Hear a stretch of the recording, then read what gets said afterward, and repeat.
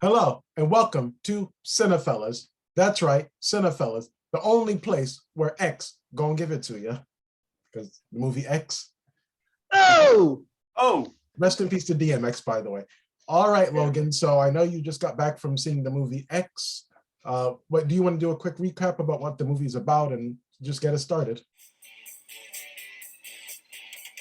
yeah. Basically, it takes place in 1979. We have a group of people that are going to make a very unique pornography or porno film, and based in Texas. It pays homage to many films of that era. Grindhouse films, has that dirty feel to it. Reminded me much of Texas Chainsaw meets the town that dreaded sundown, or films back in the 70s.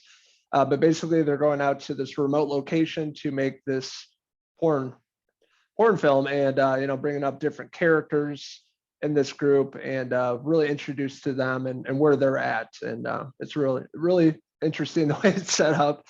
A lot of great music in this film, and really getting introduced to these characters. Kid Cudi is probably one of the better performances. I love his music, but his character was really great. As an ex-soldier that has a big dong, and as you would want in a porno film, and Brittany Snow and the other characters in the movie. Yeah, I just want to break it down into, well, let's talk about the plot. Like the plot for me, it's Texas Chainsaw Massacre meets Boogie Nights. I guess that's kind of a way to put it. And this is actually a better Texas Chainsaw Massacre than the last Texas Chainsaw Massacre for Netflix. Yeah. Agreed. Absolutely. And one thing with this movie, with like Michael Myers, it's like he's pure evil, or Jason, they talked about his mama and they bullied him. But with this one, it's just the old people are kind of just horny. That's the basic plot. That's their motive, I guess. That's what I liked about it. Yeah, I liked about it from my point of view is sex was used as both pleasure, because obviously Brittany Snow and Cudi and Jenna Ortega all were enjoying themselves, but it was also used as, Nile just said, just as a motivation for the killer, because she just wanted to be touched. She just wanted to have sex. That's not really controversial. Old people have sex. We don't want to think about it, but I really liked how this is my first Ty West film, and I want to go back and I want to watch his stuff because I like what he brings to the horror genre. Like the gruesomeness was great, but I just like the underlying tones. I thought it was a hell of a movie. It's probably the top movie. I know we're early in 2022, but it's up there. It's on the top now. I'm glad you mentioned Ty West. I never know how to pronounce it. Is it T.I. West? Yeah, I think it's Ty West. I'm gonna say Ty West, like I've been saying. But you would like House of the Devil. I know Logan and I talked about it. Yeah. Did The Sacrament. I don't know, Logan, have you seen that? I haven't seen that, no. No, it's pretty much this found footage Jim Jones cult movie. I think it's on Netflix. You might like that. And what else did he do? I know I basically know House of the Devil and the Innkeepers, that one. Did you see that one, Logan? Yes, I have. It's a really good one too. Yeah, but I don't know about you guys, but to me, this is his best movie. I know, Kev, this is your first time. Yeah, but my first Logan, time. You've seen his other movies. I think this is his best one. This is his best today, absolutely. Just everything, the story. I thought the characters were great, and the music really set the tone of this film. A lot of classic rock in this movie. The color schemes he used and just the raw and grittiness to it definitely elevated the film, and definitely his best today. Absolutely, yeah. And one other thing with like the movie too, like Kevin, you mentioned like it was gruesome. I kind of gotta slightly disagree with you. To me, it's not that violent or gruesome at all. Oh, really? I thought it was. I loved it. I love gruesome. I love the violence. I thought the kills were great. Are we talking spoilers? Can I spoil this, or we don't want to spoil this? You know what? Let's spoil it. We'll just put like spoiler. Okay, spoiler. I thought the pitchfork through the eye was crazy, but that bothers me. That and wrist cutting always make me squirm in movies. Like I can see decapitations, I can see anything, but if someone cuts their wrist or gets stabbed in the eye or anything with the eyes, that just does it for me. I get Remember the scene from Hostel with the eye? Remember the lady's eye? That yeah. Oh Jesus Christ, man! Please, I'm gonna take a drink. Hold on. Eye juice. The scene with the boyfriend of Jenna Ortega, that was crazy. That was bleeding out of his neck, and she just keeps stabbing him with like a look of glee in her face. That was pretty twisted stuff, but I loved it. It's horror. That's exactly what I sat down in that movie theater for, and it delivered. Logan, how do you feel? Because you're like the horror guy. You've seen it all. Yeah, I love this movie. Start to finish, the gore factor was really great. Some really gruesome scenes, in my opinion, like the pitchfork, it really stands out in what you're saying about the boyfriend by the van. Really gruesome. I thought the practical effects were top Yes. notch. And a few times I'm like, kind of grossed out in the theater too. I thought that was well done. Whoever did the practical effects in this movie, yeah, kudos. I love the scene with where the blood splatters on like the car and it's like it affects the lights, the headlights. Yes, Like that, like that flare or whatever. I thought that was really well done. that was a cool shot. That was a very cool shot. And, yeah, but just me personally, I feel like it's not violent really. It's like I feel like Fear Street was more violent than this. But Fear Street, in my opinion, was more. I don't know. I've said this on the podcast. I didn't really care for Fear Street. I thought it was a little too campy. I thought this violence was more like, I guess, raw and gruesome. Mm-hmm. Maybe it's because they were, Fear Street takes place in the town and or around that town. This one, they're all alone on that farm. And I thought Mia Goth was great. Mia Goth was great as, the young girl, and I don't know if you guys know, she played the old woman. Yeah. I caught that early on. Yeah, I saw her last year in that 2 years ago actually in Emma when they remade it with Anya Taylor-Joy. Mm-hmm. And she was do you guys know that Emma was Clueless is a modern day version of Emma, and she was basically playing the Brittany Murphy role, and a lot of good acting through the face, a lot of good acting in general. She was funny, and this was a totally different side to her, and I think she's one I'm going to watch. She's very, very good in this movie. Yeah, Mia Goth was fantastic. First time I've seen her. Actually, I thought that was Jenna Ortega the whole time until Jenna Ortega shows up. They kind of look alike. I don't know. If it's like she had different makeup on or something. I'm like, oh, that's Jenna Ortega. And then I found out it's a completely different actress. But no, again, Ortega was in Scream. Oh yeah, I knew. Yeah, I knew that. But yeah, Mia Goth, I wasn't familiar with this actress. No, this is my first time seeing her actually. But she reminds me of Anya Taylor-Joy, where she's a very pretty woman, but she looks a little weird at the same time. Yeah, she was very alien-like. Yeah.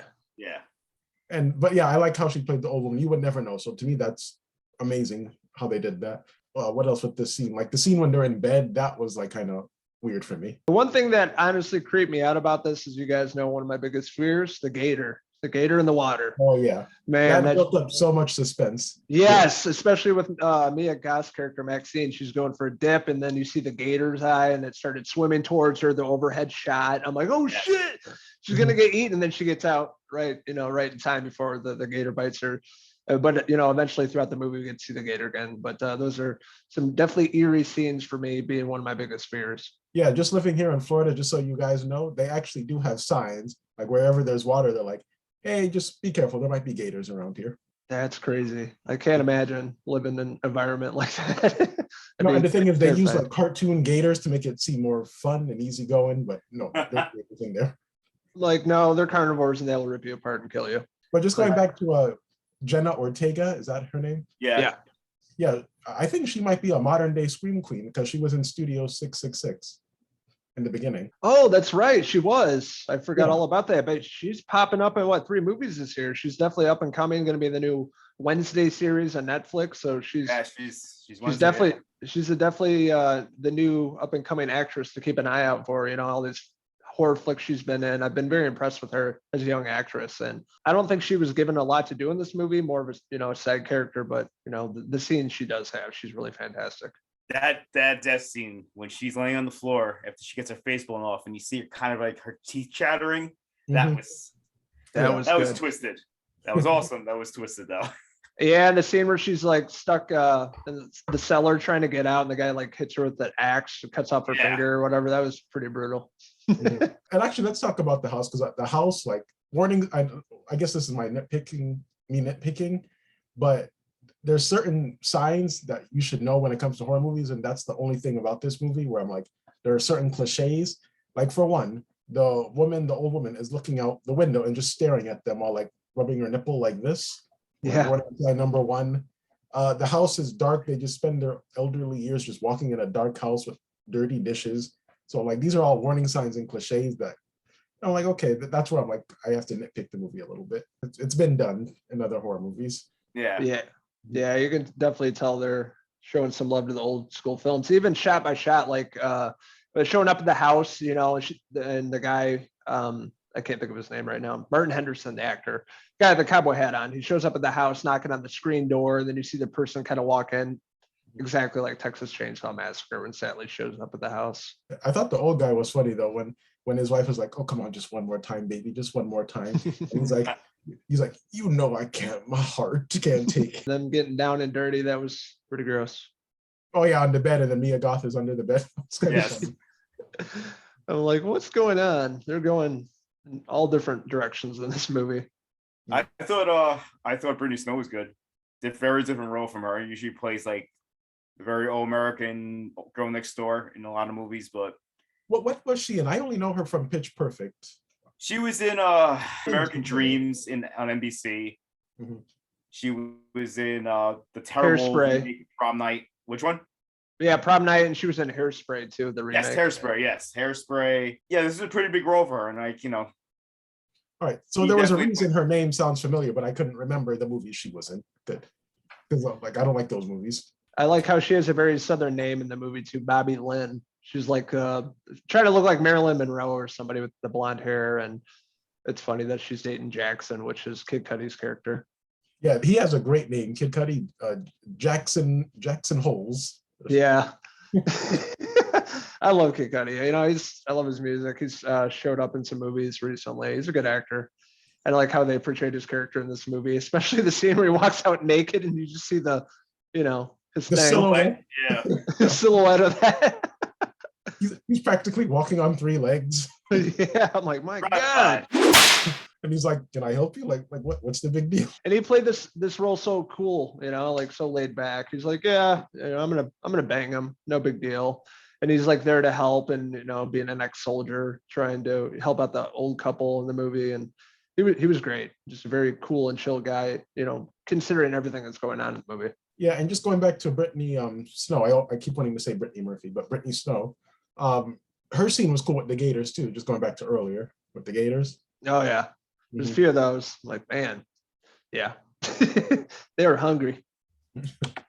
I thought Martin Henderson, the guy who played the producer, the one who was the boyfriend Yeah. of Mia Goth, he had a Matthew McConaughey thing going on. He played He like did. Matthew McConaughey. Mhm. He did. Yeah. Yeah, and he's been around. Yeah, since The Ring. The first time I saw him was in the original Ring movie, 2003. And he was on the Netflix show Virgin River, which was pretty big last year. It's like a drama that takes place in Canada. And he's popped up here and there. It's not, I like all these actors. Like, I don't like, both as performances as performers. Like, Mhm. especially Kid Cudi. I know you guys were talking about Kid Cudi. I thought Kid Cudi was really cool in this movie. Yeah, and then I guess the girl from Scream, I like how she wanted to kind of get on the action, no pun intended, but she was like, "Oh, I want to try and do this." So I thought She that was lived if she didn't have so sex. once again horror movie cliches. Yep. The preacher on the TV, that's his daughter. So, you put the pieces together, and she probably ran away. She probably rebelled against her religious upbringing. So yeah, she's just being a rebel. Yeah, And you do root for her though by the end of the movie to like take out those two old people. yeah. And then I'm just gonna end with this. I like how the movie has the cops in the beginning and the cops at the very end. They work as like bookends. I just thought that was really cool. Yeah, that was cool. I like that too. Yeah. Oh, what's on this camera? Oh, one goddamn horror show or whatever he said. Yeah. Did you guys stay until the end credits though? Oh, you betcha. I Yeah. saw it on YouTube. Mm-hmm. Yeah. If you didn't tell me, I wouldn't even know, honestly, especially a horror flick. You don't think after credit scene like Marvel. But yeah, it was pretty comedic without giving it away. People haven't seen it. Well, apparently Ty West said it's already filmed. He just has to edit the movie. Wow, really? Yeah. So he And wants this- to go on with it, I guess. I'm cool with that. I'm on board. I want another one of these films. This is a movie I'd probably buy, honestly. X is really fantastic. His best movie to date, and I'd like to see more of these characters or one particular character. And it's done really well at the box office for a horror flick. I think it made like 10 million. Yeah, that's good. So far, I know we're still early in 2022, but this is, in my opinion, the horror movie to beat this year. Oh, The Black Phone with Ethan Hawke is coming out. That might be another one. That's a contender. Yeah, we also have a new Evil Dead coming out, but we'll see how that is. But yeah, this is gonna be up there, one of the best of the year for sure. I would give X a 4 out of 5. Brittany's no hair pieces. I would give it I like the style, the closing argument. I like the style. I thought it was beautiful. I thought it was gruesome. I thought it was a hell of a time at the movies. As I said, I think it's one of the best movies of the year, even though we're in March. I'll give it 4.5 hair pieces. Cool. Well, pretty much what I said. The horror cliches kind of bothered me a little bit, especially how at night they're all just getting picked off one by one by one, and I thought that was a little like, okay, cliche. Boy, as far as the rating would go, another thing I want to say, I like how it's a grindhouse movie, but it's not shoving it in your face that it's a grindhouse movie like how Tarantino and Rodriguez did. Yeah. Look at me using last names like Kevin, Robert Rodriguez and Quentin Tarantino. Yeah, I like how they didn't shove it in your face like, oh, you're in on the joke just like us. But I would give the movie a 4 out of 5, just the cliches, that's all. But it's still a good movie. I would recommend seeing it whenever you can. Yeah, this is definitely a movie I'd rewatch. Like I said, it's I would probably end up buying this because I like A24's catalog anyways, and I like this director a lot. And I just had a fun time with this all around. You guys have been talking this movie up for a few weeks. Finally got around to seeing it. I was very impressed. And I'm very interested to see this director's future work. Well, like Jackson Hole, we hope you left feeling filled and thrilled. Until next time, feel free to check out CinePhellas.com and the CinePhellas on social media, such as Facebook, Instagram, and Twitter. And Logan, until next time. Cheers!